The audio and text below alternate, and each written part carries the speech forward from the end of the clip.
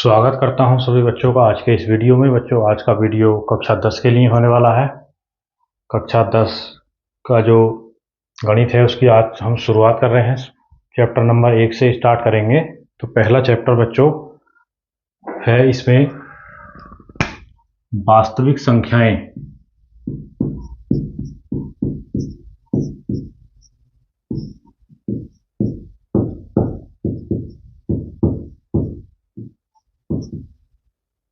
वास्तविक संख्याएं, real numbers.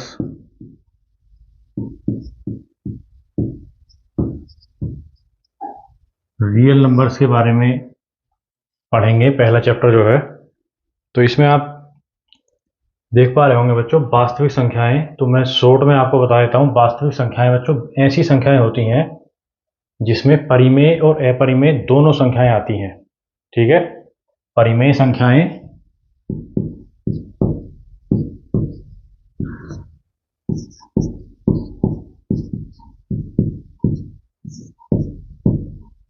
Plus अपरिमेय संख्याएं।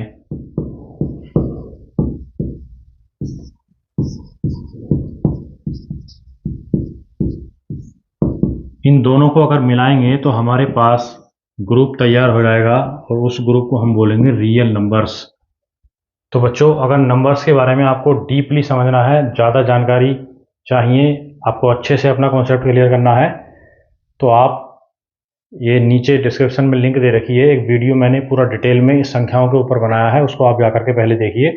उसके बाद आप इस वीडियो को देखेंगे तो आपका कॉन्सेप्ट जो है अच्छे से क्लियर होगा। तो ऐसे ही वीडियो देखने के लिए मेरे चैनल को ज़रूर सब्सक्राइब करें। तो बच्चों, चैप्टर में आगे बढ़ते हुए बात करेंगे। इसमें सबसे इम्पोर्टेंट चीज़ आती है बच्चों यूक्लिड विभाजन प्रमेयिका। तो यूक्लिड विभाजन प्रमेयिका को समझने से पहले एक पहेली जो एनसीईआरटी की किताब में दे रखी है उसका मैं जिक्र करना चाहूँगा। ठीक है, तो देखिए उस पहेली का जो रेफरेंस है वो मैं आपको बताता हूँ। उससे आपको यूक्लिड विभाजन प्रमेयिका को समझने में मदद मिलेगी। ये पहेली दे रखी है बच्चों एनसीईआरटी किताब में। वास्तव में ये पहेली एक बुक पब्लिश हुई है, न्यूमेरेसी काउंट। Numeracy counts. ठीक है, ये है, किसने लिखी है बच्चों? ये लिखी है ए रामपाल एंड अदर्स। ए रामपाल और अदर्स जो हैं इनके द्वारा एक पुस्तक लिखी गई है न्यूमेरेसी काउंट्स। ठीक है,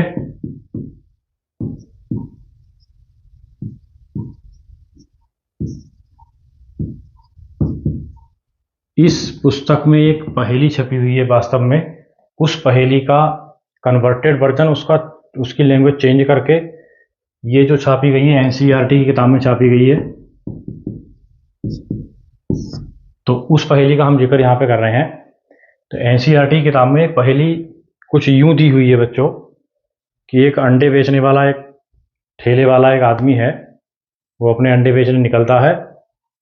उसके बाद उसके पास एक ऐसे ही घूमता फिरता आदमी, जिसको कोई काम धाम नहीं है, वो आके उससे वार्तालाप करने लगता है। वार्तालाप करते करते उनमें बहस छिड़ जाती है किसी बात को लेकर। और जब बहस छिड़ जाती है तो बहस इतनी बढ़ जाती है कि जो ठेले वाले के पास जो अंडे बेच रहा था वो, तो उस व्यक्ति ने उसके अंडे उठा करके सारे अंडे फोड़ देता है वो। और सारे अंडे जब फूट जाते हैं तो वो दोनों पंचायत के पास जाते हैं और पंचायत उस आदमी से कहती है कि भाई इस आदमी के जो अंडे आपने फोड़े हैं उसके आपको पैसे देने पड़ेंगे, हर्जाना देना पड़ेगा। तो वो दोनों इस बात पे सहमत हो जाते हैं। फिर उससे पंचायत वाले ये पूछते हैं कि बताइए आपके पास कितने अंडे थे। तो वो सीधे सीधे जवाब ना दे करके एक पहेली के रूप में उसको बताता है। तो वो बच्चों बताता है पंचायत को, अगर दो दो के रूप में काउंट करोगे, है ना, दो दो के रूप में, दो दो के जोड़े से दो दो के रूप में काउंट करोगे अंडों को, तो एक अंडा शेष बचेगा। सपोज करो टोटल अंडे ए हैं, दो दो के रूप में हम काउंट कर रहे हैं, तो एक शेष बच रहा है। वो कहता है कि यदि 3-3 के रूप में काउंट करोगे तो 2 अंडे शेष बचेंगे। ठीक है, फिर वो कहता है कि यदि 4-4 के रूप में काउंट करोगे तो 3 अंडे शेष बचेंगे। उसके बाद कहता है वो यदि 5-5 के रूप में काउंट करोगे तो 4 अंडे शेष बचेंगे। उसके बाद वो कहता है कि यदि 6-6 के रूप में काउंट करोगे तो 5 अंडे बचेंगे। उसके बाद वो कहता है कि यदि 7-7 के रूप में काउंट करोगे तो कोई अंडा शेष नहीं बचेगा। और वो ये भी कहता है कि मेरे पास टोटल जो एग हैं, टोटल जो अंडे हैं बच्चों, वो 150 से ज़्यादा नहीं है, 150 हैं या उससे कम है। ठीक है, समझ रहे हो? तो ये इस तरीके का जवाब वो देता है। तो जो पंचायत वाले हैं वो सोच में पड़ जाते हैं। तो उनके दिमाग में, जो पंचायत के मुखिया होते हैं, एक सवाल आता है, एक प्रश्न आता है कि अब किसके पास जाएं। तो वो सारे मिलकर प्रमुख टीचर के पास जाते हैं और प्रमुख टीचर उस सवाल का जवाब कुछ यूँ देते हैं। तो सुनिए आगे बच्चों, यहाँ पे आप देख पा रहे हैं जो अंडे हैं, ये इसने बताया कि 2-2 का अगर जोड़ा बना रहे हो अंडों का तो 1 अंडा शेष बच रहा है। ये क्या है? बेसिकली रिमाइंडर है ना। रिमाइंडर क्या मतलब? शेषफल। तो रिमाइंडर जो है वो यहाँ पे 1 है। अगर 3-3 का हम जोड़ा बना रहे हैं तो रिमाइंडर 2 है। 4-4 का बना रहे हैं तो 3 है। 5-5 का बना रहे हैं तो 4 है। 6-6 का बना रहे हैं तो 5 है। और 7-7 का बना रहे हैं तो रिमाइंडर 0 है। तो यहाँ पे एक चीज़ बड़े अच्छे से क्लियर हो जा रही है कि वो जो संख्या होगी, यानी कि उसके पास जितने भी अंडे हैं बच्चों, वो 7 के मल्टीपल होंगे। 7 के क्या होंगे? गुणज। वो संख्या ऐसी होगी जो 7 के गुणज के रूप में होगी। 7 के गुणज के रूप का मतलब है कि अगर उसको 7 से डिवाइड करते हैं हम तो शेषफल 0 आएगा। ठीक है। दूसरी बात, वो संख्या ये सारे रूल्स भी फॉलो करने चाहिए कि उसे हम 2 से डिवाइड करें तो 1 शेष बचे, 3 से अगर डिवाइड करें उसको तो 2 शेष बचे। तो इस प्रकार की संख्या जो बच्चों है और 150 से छोटी हो तो वो संख्या है बच्चों 119। ठीक है, तो उसके पास टोटल अंडे कितने थे? 119। अगर आप इसको चेक करोगे तो देखो, इसको 2 से डिवाइड करोगे तो ये विषम संख्या है तो 1 शेष बचेगा, है ना। 7 से इसको डिवाइड करोगे तो कोई शेषफल नहीं बचेगा, 0 शेषफल बचेगा। तो बेसिकली इस पहेली को बताने का क्या मतलब है कि आप इस चीज़ को देख पा रहे होंगे, जो हम यूक्लिड विभाजन प्रमेयिका पढ़ने वाले हैं, ये बहुत हद तक बच्चों उसी रूप में लिखी हुई है। इस चीज़ को आप देखिए, बहुत हद तक ये उसी रूप में लिखी हुई है।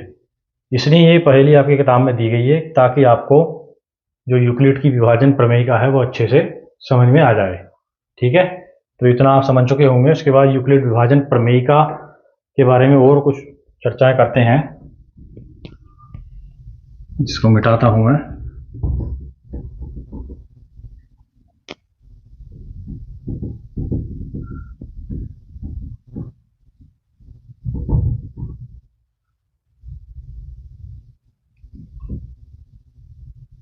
बेस क्लियर होना बहुत ज़रूरी है, इसलिए आपको इतनी सारी चीज़ें बताई जा रही हैं। अब सपोज करिए किसी संख्या को हम डिवाइड कर रहे हैं। सपोज करिए यहाँ पे 5 है, 5 को हम डिवाइड कर रहे हैं 2 से। ठीक है बच्चों, 2 से इसको डिवाइड करोगे कितनी बार जाएगा भाग? 2 बार। सबको आती है भाग। और यहाँ पे कितना आएगा? 4। और यहाँ पे बचेगा 1। ठीक है, अब हम इस चीज़ को ध्यान से देखें बेटा, तो ये जो है ये संख्या जिससे हम भाग दे रहे हैं 5 को, ठीक है, इस संख्या को बच्चों बोलते हैं भाजक। इस संख्या को बोलोगे भाजक, और अंग्रेजी में बच्चों कहते हैं डिवाइजर। ठीक है, जिस संख्या से हम भाग दे रहे हैं उसको बोलते हैं हिंदी में भाजक, और अंग्रेजी में बोले तो डिवाइजर। अब जो संख्या डिवाइड हो रही है, जिसको हम भाग दे रहे हैं, इस संख्या को, इसको बच्चों बोलेंगे भाज्य। और अंग्रेजी में अगर आप कहोगे तो ये होगी बच्चों डिवाइडेंट। डिवाइडेंड, ठीक है। जिस संख्या को हम भाग दे रहे हैं यानी कि 5, 5 यहाँ पे बच्चों भाज्य है, या इसको अंग्रेजी में बोलते हैं डिवाइडेंड, ठीक है। जितनी बार भाग गया, कितनी बार भाग गया? 2 बार। तो ये जो है इसको हम बोलेंगे भागफल, यानी कि इसको भागफल, और अंग्रेजी में इसको बोलोगे कोशिएंट, ठीक है बेटा। और ये जो सबसे नीचे बेटा है ये होता है बच्चों शेषफल। क्या बोलते हैं इसको? शेषफल, या इसको अंग्रेजी में बोलेंगे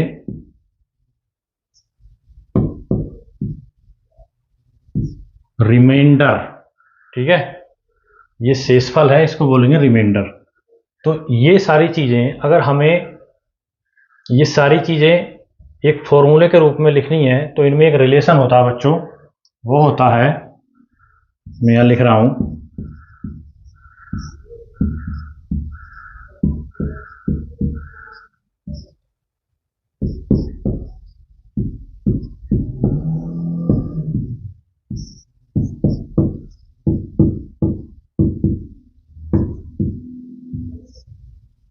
ठीक है। या इसको अगर अंग्रेजी में लिखना चाहें तो हम यहाँ लिखेंगे, देखो भाज्य को हम कहते हैं डिवाइडेंट, तो यहाँ डिवाइडेंट लिख दोगे। इसको लिखेंगे डिवाइजर, इसको लिखेंगे कोशिएंट, इसको लिखेंगे रिमाइंडर।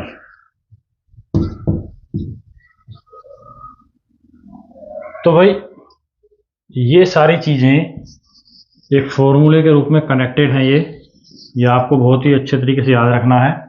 अब अगर हम भाज्य निकालना चाहें यहां से, जो भाज्य संख्या है देखो क्या है, 5 है। तो भाजक यहाँ पे कितना है? भाजक है बच्चों 2, तो हम लिखेंगे 2 गुणा भागफल क्या है? 2 है, प्लस शेषफल कितना है? 1। तो ये कितना आ गया? 5, जो हमारे पास क्या है? भाज्य है। तो भाज्य यहां पे आ जाता 5। तो ये सारी चीजें यूक्लिड ने देखी बहुत अच्छे से, उन चीजों को देखा, जांचा परखा, ऑब्जर्व किया, और फिर उन्होंने अपनी जो डिवीजन लेमा है वो अपनी पुस्तक एलिमेंट्स, जो पुस्तक है उसमें छापी। तो उन्हीं के नाम पे इसको यूक्लिड डिवीजन लेमा कहते हैं बच्चों। तो ये फॉर्मूले आपको जरूर याद रखने, बिल्कुल भूलना नहीं है इनको नोट करिए, और देखते हैं कि यूक्लिड डिवीजन लेमा में इस फॉर्मूले का क्या रूप यूक्लिड ने बताया है, ठीक है। तो इसको नोट करें। यहां पे हम देखेंगे यूक्लिड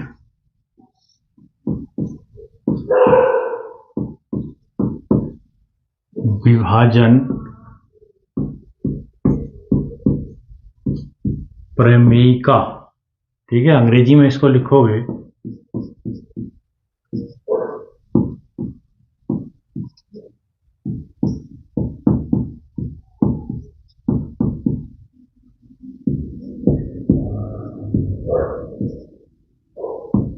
यूक्लिड डिवीजन लेमा। ये क्या है बच्चों? तो यूक्लिड ने बताया कि 2 धनात्मक संख्याएं दिए रहने पर, है ना, 2 धनात्मक संख्याएं होती हैं, उनके दिए रहने पर ऐसी 2 अद्वितीय संख्याएं होती हैं, और वो संख्याएं होती हैं पूर्ण संख्याएं, है ना, जिसने एक रिलेशन बताया। तो इसको लिखते हैं पहले, 2 धनात्मक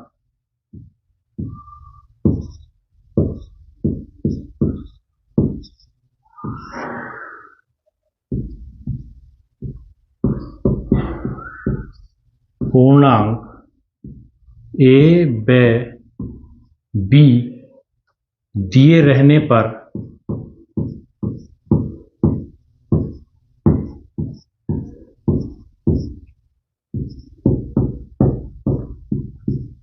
ऐसी 2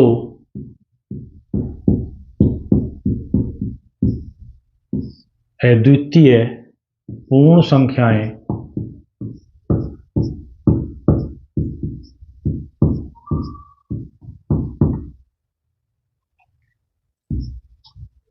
उपस्थित रहती हैं ऐसी दो पूर्ण संख्याएं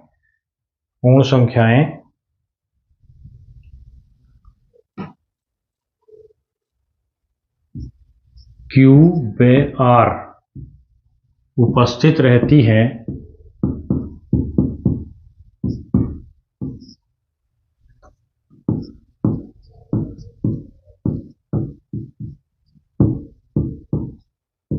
कि उसने एक फॉर्मूला दिया बच्चों, फॉर्मूला है A बराबर BQ प्लस R, वेयर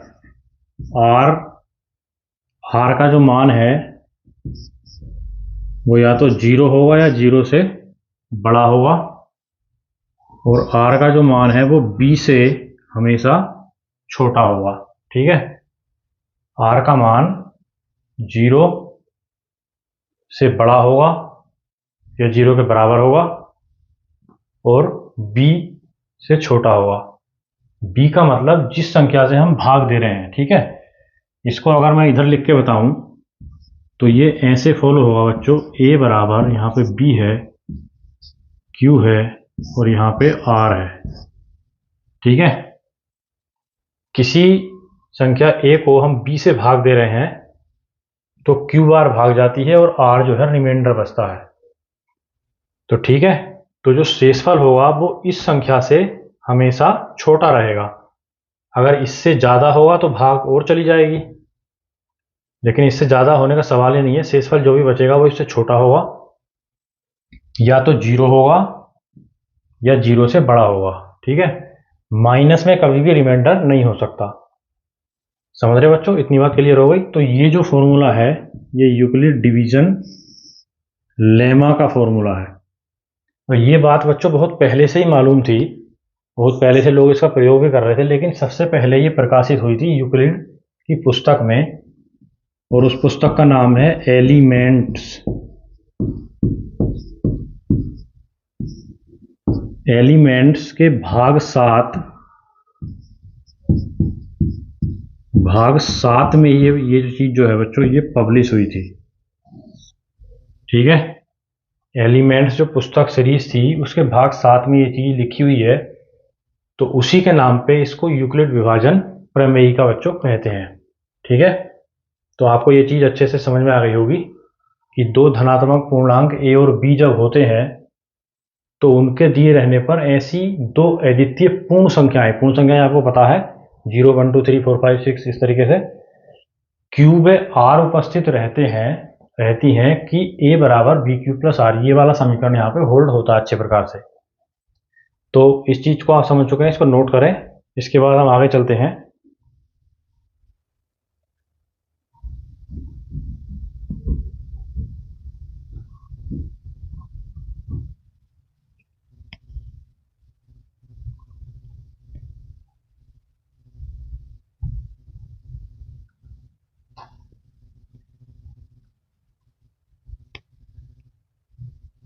इसके बाद इसी डिवीजन लेमा पे आधारित बच्चों है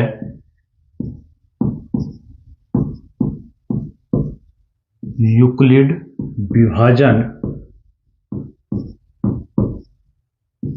एल्गोरिथम।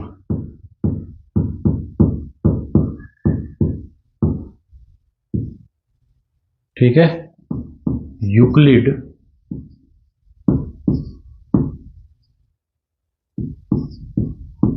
Division algorithm.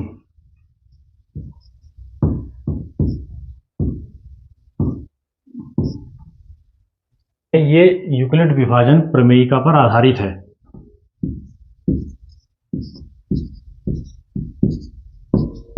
इसमें लिख सकते हो आप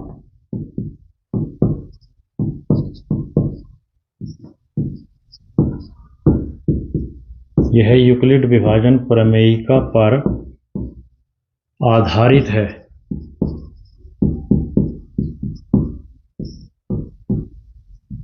है ना, यूक्लिड विभाजन प्रमेयिका के ऊपर आधारित जो भी क्रिया हम करेंगे उसको बोलते हैं यूक्लिड विभाजन एल्गोरिथम। ठीक है, थोड़ा सा डिफरेंस है, जब हम क्वेश्चन करेंगे तो हम समझेंगे या मैं इसको अभी बताता हूँ आपको कि विभाजन एल्गोरिथम क्या होता है और लेमा प्रमेयिका क्या होती है, इसको मैं बता दूंगा आपको।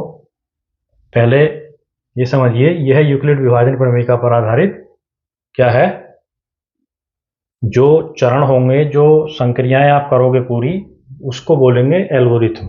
ठीक है, इसमें दो पॉइंट इंपॉर्टेंट हैं।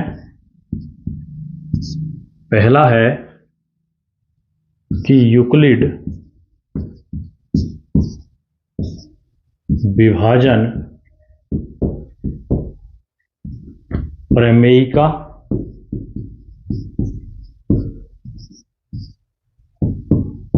और यूक्लिड विभाजन एल्गोरिथम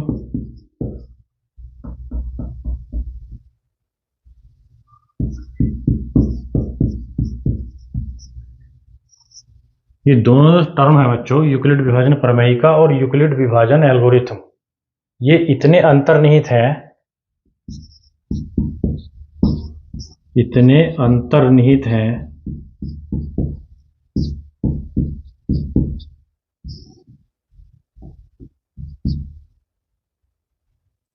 इतने अंतर्निहित हैं कि लोग प्राय इन्हें एक ही मानते हैं।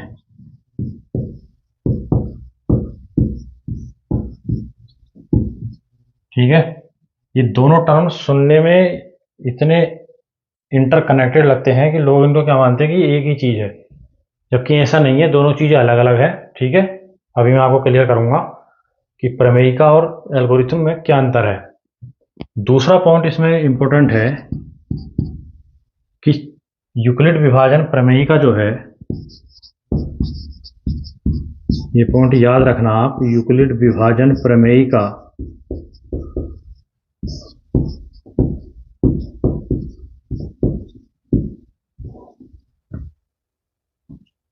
धनात्मक पूर्णांकों के लिए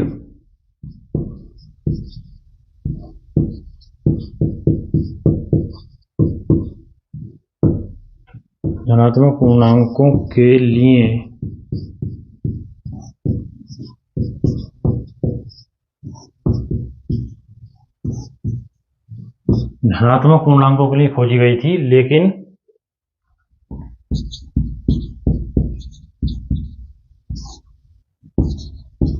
यह लगभग सभी पूर्णांकों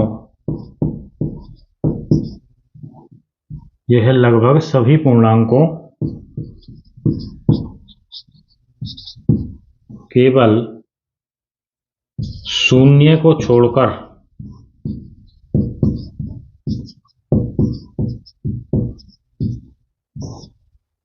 b is not equal to 0, है ना। लेकिन यह लगभग सभी पूर्णांकों केवल शून्य को छोड़कर, शून्य को छोड़ देंगे, b का मान यहाँ पे 0 कभी नहीं हो सकता, शून्य को छोड़कर के लिए सत्य है। ठीक है, पहले इसकी शुरुआत में जब खोज हुई थी तो केवल धनात्मक पूर्णांकों के लिए खोजी गई थी, लेकिन यह लगभग सभी पूर्णांकों केवल 0 को छोड़कर बाकी सबके लिए सत्य है। तो ये दो पॉइंट इसमें इंपॉर्टेंट थे, जो आपकी एनसीईआरटी की बुक में भी दे रखे हैं, यहाँ पे मैंने आपको समझा दिए हैं ये पॉइंट। ठीक है, तो इनको नोट कर लें और फिर आगे हम देखते हैं कि यूक्लिड विभाजन प्रमेयिका और यूक्लिड विभाजन एल्गोरिथम में क्या डिफरेंस है बच्चों। तो बने रहिए हमारे साथ, इसको नोट करिए, प्रमेयिका और एल्गोरिथम में क्या डिफरेंस है। ठीक है, तो सबसे पहले प्रमेयिका जान लेते हैं।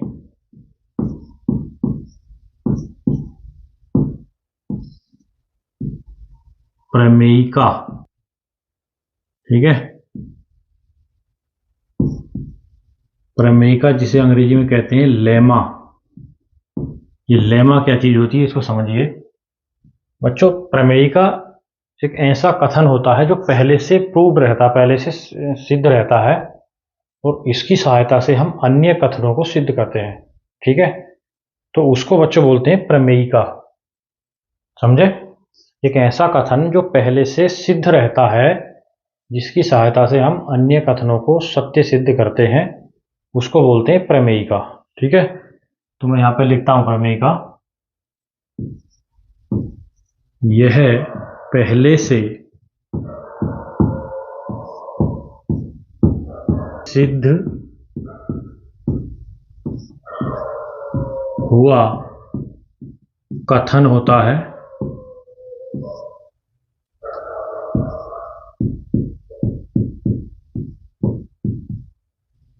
जिसकी सहायता से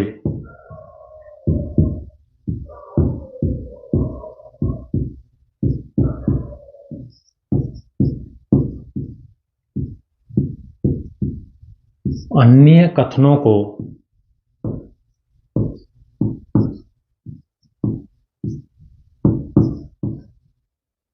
सिद्ध किया जाता है।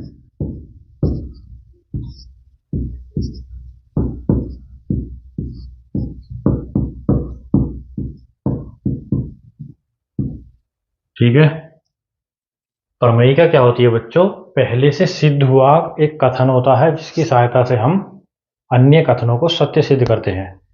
जैसे उसका उदाहरण मैं देता हूं आपको, उदाहरण से आपको बिल्कुल क्लियर हो जाएगा। हमने ये संख्याएं लिखी, अभाज्य संख्याएं लिखो कुछ, अभाज्य संख्याएं। अभाज्य संख्याओं के उदाहरण आपको अच्छे से आते होंगे, 2, 3, 5, 7। ठीक है, ये हमने एग्जाम्पल लिख दिए। अब हम इसको कैसे डिफाइन कर पा रहे हैं कि ये जो 2 है ये अभाज्य संख्या है, ये हम कैसे डिफाइन कर पा रहे हैं बच्चों? ये हम इसलिए डिफाइन कर पा रहे हैं क्योंकि हमें पता है कि अभाज्य संख्या वो संख्याएं होती हैं जो अपने और एक के अलावा किसी से विभाजित नहीं होती।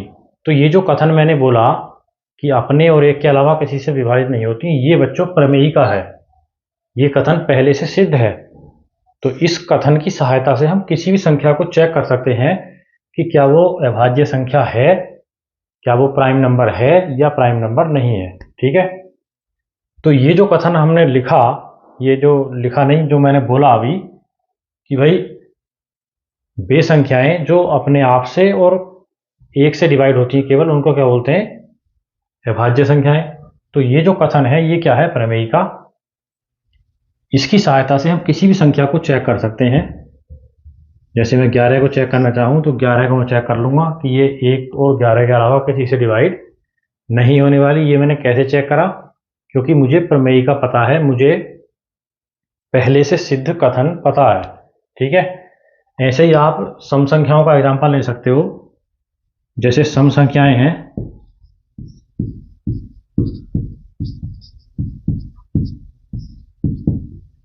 सम संख्याएं क्या है बच्चों? 2, 4, 6, 8, है ना। अब हमें सम संख्याओं की परिभाषा से हमें ये पता है कि भाई सम संख्याएं वो संख्याएं होती हैं जो 2 से पूरी पूरी डिवाइड हो जाती हैं। तो अगर हम किसी भी संख्या को चेक करना चाहेंगे तो हम आसानी से चेक कर सकते हैं। जैसे मैंने यहाँ पे लिख दिया 18, इसको मैं चेक करूँगा, ये कट जाएगी 2 से, हाँ पूरी कट रही है भाई, तो ये सम संख्या हो गई। ये मैंने कैसे चेक किया? ये मैंने उस कथन से चेक किया जो कथन मुझको पता है पहले से।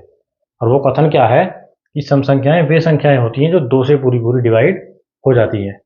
तो 2 से पूरी पूरी डिवाइड हो जाती हैं, ये कथन पहले से सिद्ध है। इसकी सहायता से हम बाकी चीज़ें चेक कर पा रहे हैं या बाकी चीज़ों को हम सत्य सिद्ध करते हैं। तो ये चीज़ हुई बच्चों प्रमेयिका। ठीक है, इसको नोट करें। इसके बाद हम देखते हैं कि एल्गोरिथम क्या होता है। एल्गोरिथम,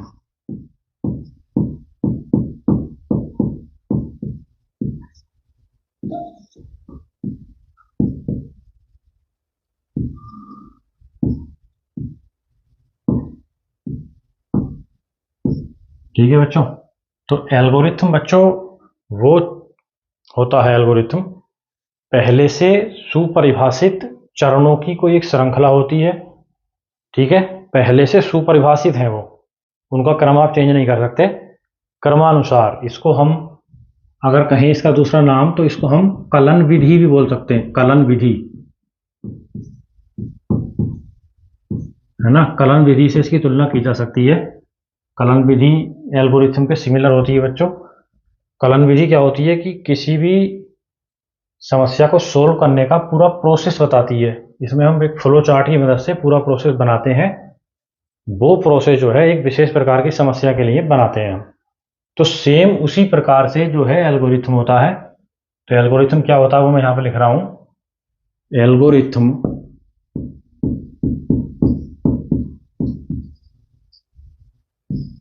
एल्गोरिथम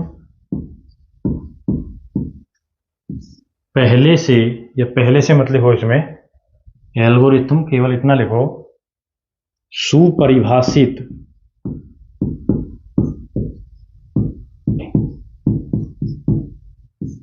सुपरिभाषित चरणों की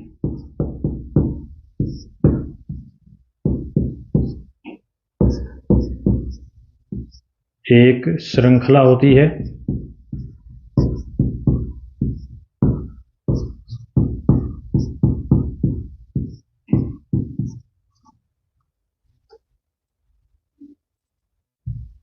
ठीक है, एल्गोरिथम सुपरिभाषित चरणों की एक श्रृंखला होती है जो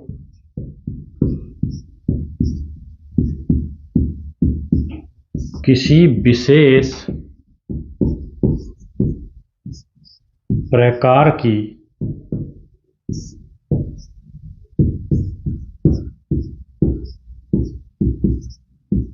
समस्या का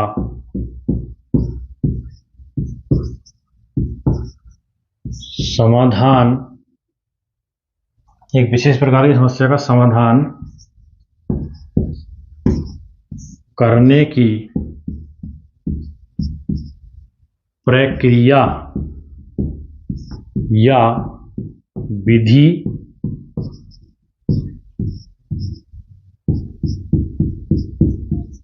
बताती है। ठीक है, तो ये बच्चों हमने देखो एक लाइन लिखी है कुछ, एल्गोरिथम सुपरिभाषित चरणों की एक श्रृंखला होती है।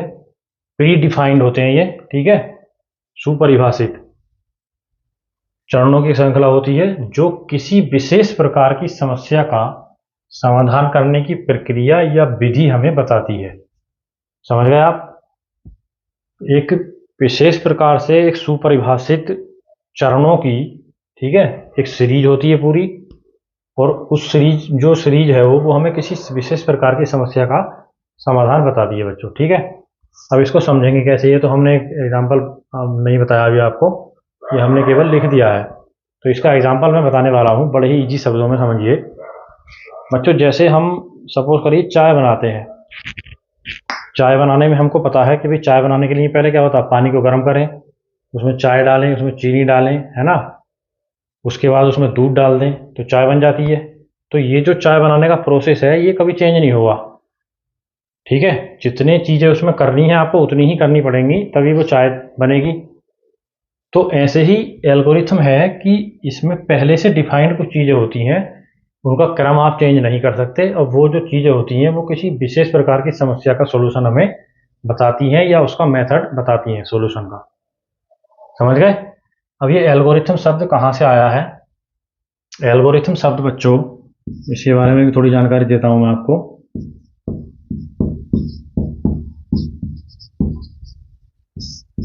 एल्गोरिथम शब्द 9वीं शताब्दी में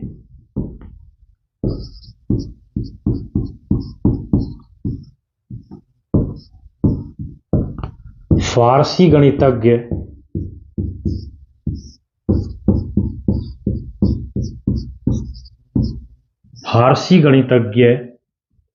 इनका नाम है बच्चों अल-ख्वारिज़मी। अल-ख्वारिज़मी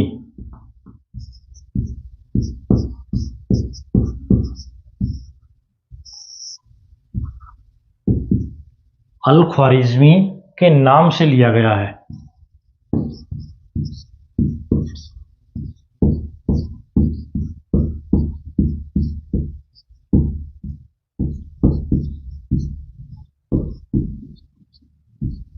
ठीक है, एल्गोरिथम शब्द 9वीं शताब्दी में एक फारसी गणितज्ञ हुए हैं अल ख्वारिज़मी,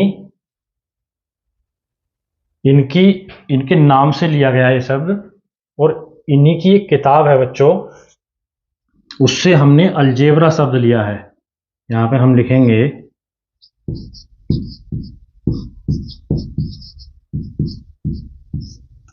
या जिसको अंग्रेजी में हम अलजेब्रा कहते हैं, वो भी इन्हीं की एक किताब है। अलजेब्रा शब्द लिखो पहले,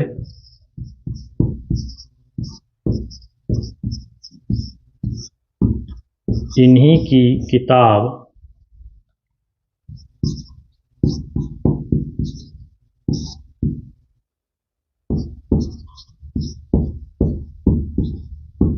हिसाब अल जबर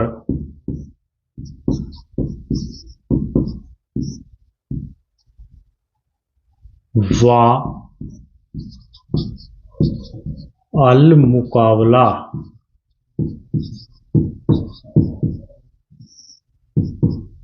नाम याद रखना, नाम लंबा है थोड़ा। हिसाब अल जबर व अल मुकाबला से लिया गया है।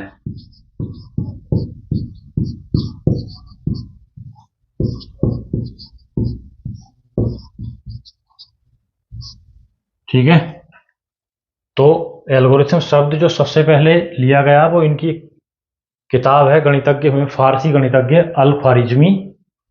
अल ख्वारिज़मी के नाम से लिया गया है एल्गोरिथम, ठीक है, और इन्हीं की एक किताब है हिसाब अल जबर व अल मुकाबला, उससे बच्चों लिया गया है अलजेब्रा शब्द। अलजेब्रा जो इसको वर्तमान में हम बीजगणित भी कहते हैं हिंदी में, तो वो अलजेब्रा शब्द किससे लिया गया है, इनकी किताब अल ख्वारिज़मी की किताब से लिया गया है। तो ये चीज़ें याद रखना।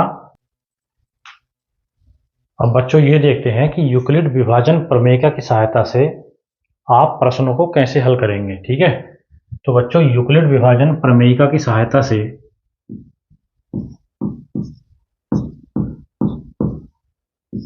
यूक्लिड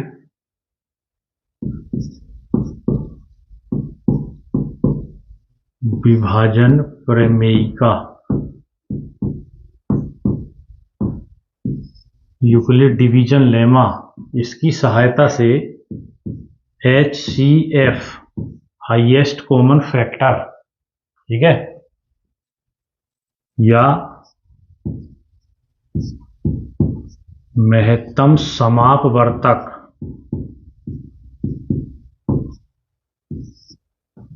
या में से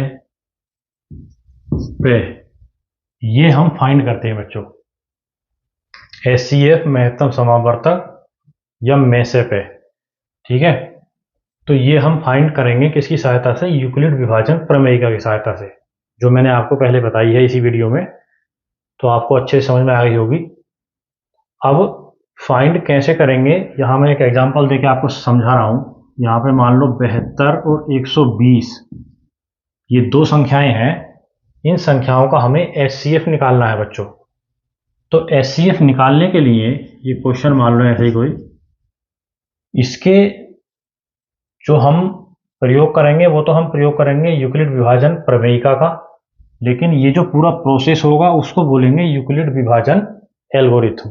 कंफ्यूज नहीं होना है, जो भी हम निकालेंगे इसका HCF वो निकालेंगे प्रमेयिका की सहायता से, लेकिन यहाँ पे जो भी प्रोसेस फॉलो होगी उसको बोलेंगे यूक्लिड विभाजन एल्गोरिथम। ठीक है, करेंगे कैसे, इन दो संख्याओं में बच्चों जो संख्या आपको बड़ी लग रही है, जो भी संख्या इनमें बड़ी है आप पहचान जाएंगे पहली नज़र में ही। जैसे 72 और 120 में 120 संख्या बड़ी है, तो मैं यहाँ पे बता रहा हूँ आपको, आप भी बिल्कुल ऐसे ही सवाल करेंगे, एक लाइन यहाँ पे खींच लो पेपर में। 72 और 120 है तो 120 बड़ा है, तो 72 से 120 को भाग करोगे बेटा, 72 से 120 को भाग करते जाओगे, ठीक है, जब तक कि शेषफल जो है शून्य ना हो जाए। ठीक है, अब देखो कैसे करेंगे। 72 से हम भाग देंगे इसमें, तो बच्चों एक ही बार जाएगा, 72 कम 72 माइनस कर दो, घटा दो, 10 में से 2 गया 8, 11 में से 7 गया 4, 48 बचा। अब 48 जब हमने भाग दे दिया एक बार, जब 48 बचा तो अब 48 से बच्चों भाग देंगे किसको, 72 को। ठीक है, अब हम इससे बोलेंगे कि भाई आजा अब तेरी बारी है, तुझे अब डिवाइड करेंगे। तूने डिवाइड कर दिया, अब तुझे डिवाइड करेंगे। ठीक है, पहले 72 और 120 में 120 बड़ा है तो 120 को 72 से हमने डिवाइड करा। जितनी बार भाग जा रहा पूरा पूरा उतनी बार भाग दिया। फिर क्या करेंगे, जो शेषफल बचा उस शेषफल से अब 72 को डिवाइड करोगे। तो 48 की भाग 2 बार तो जा नहीं सकती, एक बार जाएगी, तो यहाँ पे आएगा 48, घटा दो, 12 में से 8 गए 4, यहाँ बचा 6, 6 में से 4 गए 2, 24। अब इस 24 से डिवाइड करोगे किसको, 48 को। तो यहाँ पे लिखोगे 48 और इसको डिवाइड करोगे 24 से, 2 बार पूरा पूरा कट जाएगा और शेषफल आ गया 0। तो ये प्रोसेस हमें कब तक करनी है बच्चों, जब तक शेषफल हमें 0 नहीं मिल जाता। ये क्या है, शेषफल।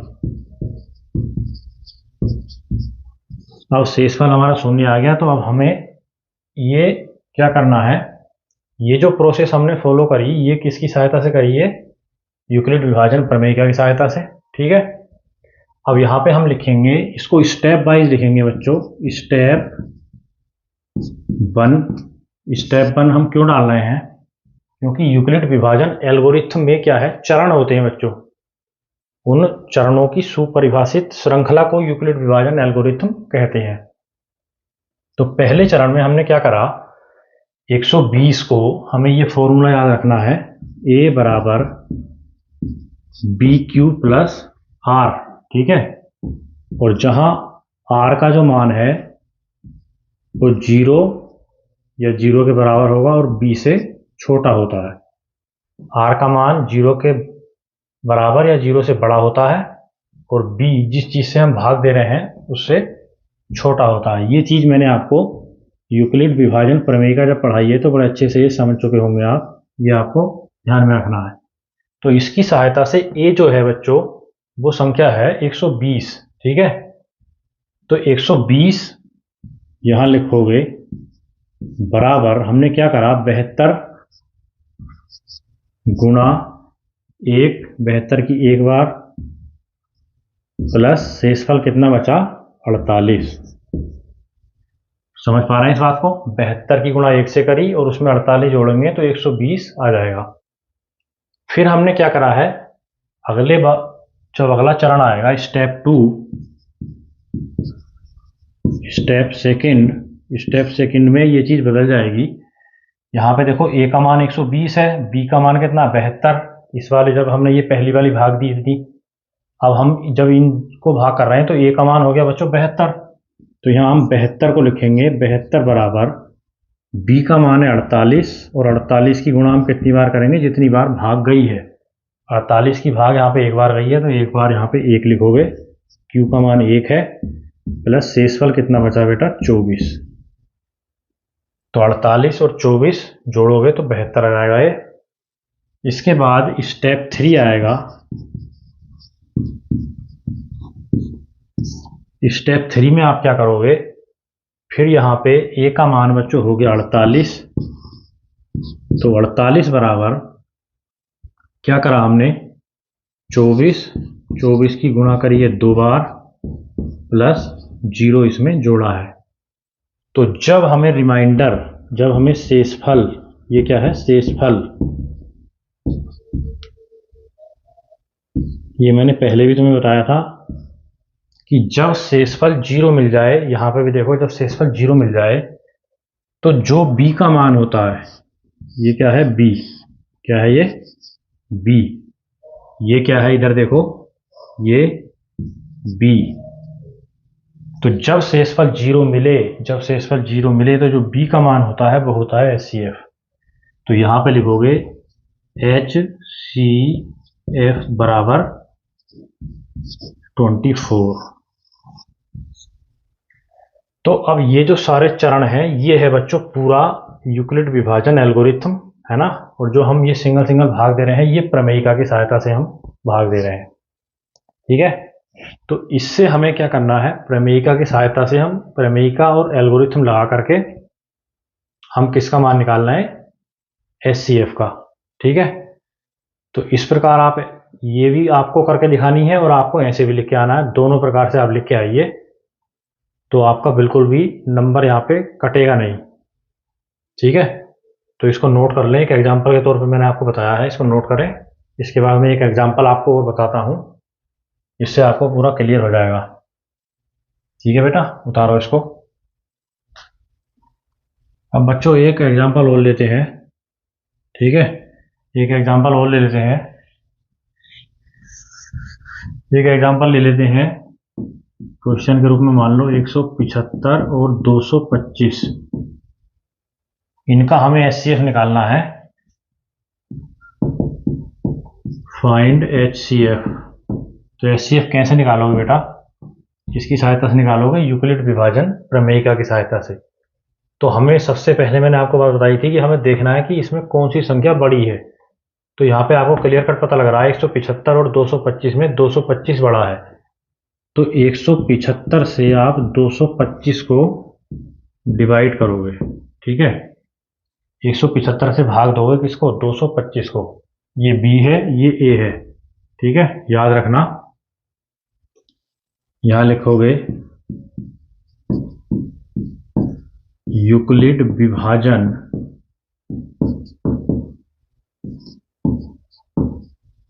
प्रमेयिका से।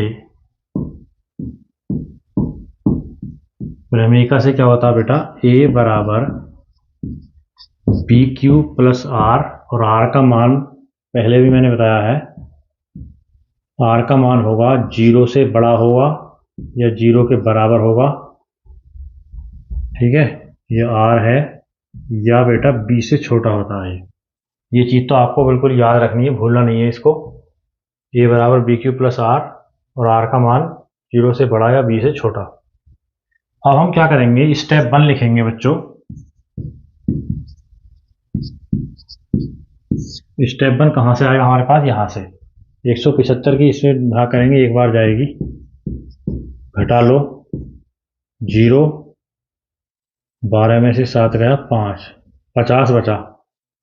तो अब हम क्या लिखेंगे, A का मान देखो कितना है 225, तो यहाँ 225 आएगा, बराबर B का मान है 175 गुणा 1 प्लस 50। ठीक है, ये क्या है A, ये B, ये Q और ये R। A बराबर BQ प्लस R, इसको भूलना मत। अब हमें बच्चों स्टेप 2 लिखना है। स्टेप 2 में मैंने आपको बताया था कि अब हम कहेंगे इससे कि तू आजा, तूने तो डिवाइड कर दिया, अब तू इधर आजा, तुझे डिवाइड करेंगे। तो 175 को यहां लिख लोगे, डिवाइड करोगे 50 की भाग जाएगी 3 बार, तो आएगा 150, घटा लो तो बचेगा 25। ठीक है, अब हमारे पास स्टेप 2 रेडी है। स्टेप 2 में क्या होगा, 175 है A का मान, बराबर B का मान है 50 गुणा 3। ठीक है बेटा, प्लस R का मान है 25। तो ये हमारे पास स्टेप 2। इसके बाद स्टेप 3। स्टेप 3 में आप क्या करोगे, अब इससे कहेंगे कि तू नीचे आ जा, तुझे डिवाइड करेंगे। तो ये आ गया नीचे 50, 2 बार जाएगी, पूरा पूरा कैंसिल, शेषफल क्या आ गया 0। ये क्या है, शेषफल। तो जब शेषफल 0 हो जाए तो ये जो B का मान है ये क्या है, HCF। क्या है ये, HCF। तो अब हम देखो स्टेप 3 में लिखेंगे, हमारे पास A का मान है 50, B का मान है 25, तो 25 की भाग गई थी यहाँ पे 2 बार, प्लस 0, 25 दूनी 50, पूरा पूरा कट गया, शेषफल क्या आ गया 0। ये क्या है, शेषफल। तो जब भी शेषफल 0 आ जाए तो जो B का मान होता है, ये बच्चों B का मान है, वो क्या होता है, HCF। तो HCF यहाँ पे क्या आ जाएगा 25। ठीक है, तो बड़ा आसान सवाल होते हैं, इसको आप समझ गए होंगे बच्चों। ये सवाल बड़े ही महत्वपूर्ण है। बोर्ड का एग्ज़ाम जो हाई स्कूल का होता है उसमें एक सवाल 100% आता ही आता है इसका। यूक्लिड विभाजन प्रमेयिका का 3 नंबर में सवाल आता है। हो सकता है इस साल से वो 4 नंबर में आना स्टार्ट हुआ है। जो 2023 का पेपर हुआ बोर्ड का, शायद उसमें 4 नंबर का सवाल आता है। तो बिल्कुल भी मिस ना करें, बड़ा ही इंपॉर्टेंट क्वेश्चन है, आपकी समझ में आ चुका होगा मुझे उम्मीद है। तो इसके अगले वीडियो में, जो इसका अगला वीडियो आएगा, उसमें हम प्रश्नावली 1.1 सोल्व करेंगे बच्चों। ये उससे पहले बेसिक क्लियर करने के लिए एक वीडियो था, जो मैंने आपको पूरा बेसिक क्लियर करवा दिया है। तो आप इसी प्रकार की वीडियो लगातार मेरे चैनल पे देख सकते हैं। अगर अभी तक सब्सक्राइब नहीं किया है तो बेल नोटिफिकेशन को ऑन कर लें, चैनल को सब्सक्राइब कर लें। मैं आपके लिए ऐसा ही कंटेंट लेकर आता रहूँगा। इस वीडियो को अधिक से अधिक शेयर करें। तो मिलेंगे आपसे अगले वीडियो में, तब तक के लिए keep reading and keep watching प्रमुख टीचर।